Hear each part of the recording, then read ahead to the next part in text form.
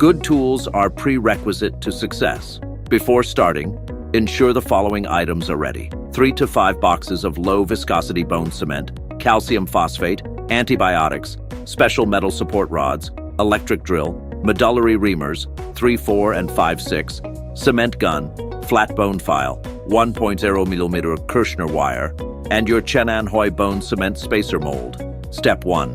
Determine the mold size. The insertion depth of the reamer is determined by the scale at the apex of the greater trochanter. When the reamer scale aligns with the greater trochanter apex, that depth corresponds to the required spacer mold size. Step 2. Mixing and loading. Mix bone cement gently. Faster mixing creates more bubbles. Load the cement into the barrel continuously without interruption, keeping the barrel upright at all times. This is key to preventing air entrapment.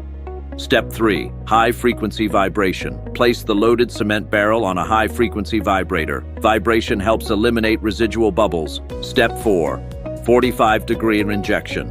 After connecting the cement gun, maintain a 45-degree angle with the operating table. Begin slow injection from the femoral head position. Ensure complete filling of the head without bubbles, then continue until bone cement overflows continuously from the vent. A reliable sign of dense filling special situation. If bubbles cannot be eliminated during injection, use a 1.0 mm K wire to drill a hole above the bubble for venting, then continue injecting to fill the void.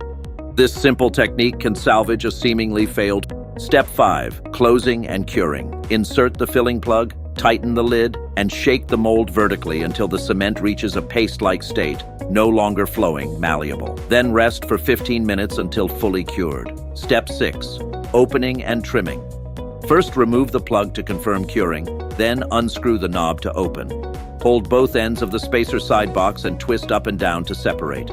After removing the spacer, trim the mold lines with a knife or bone file to ensure a smooth surface. Step 7.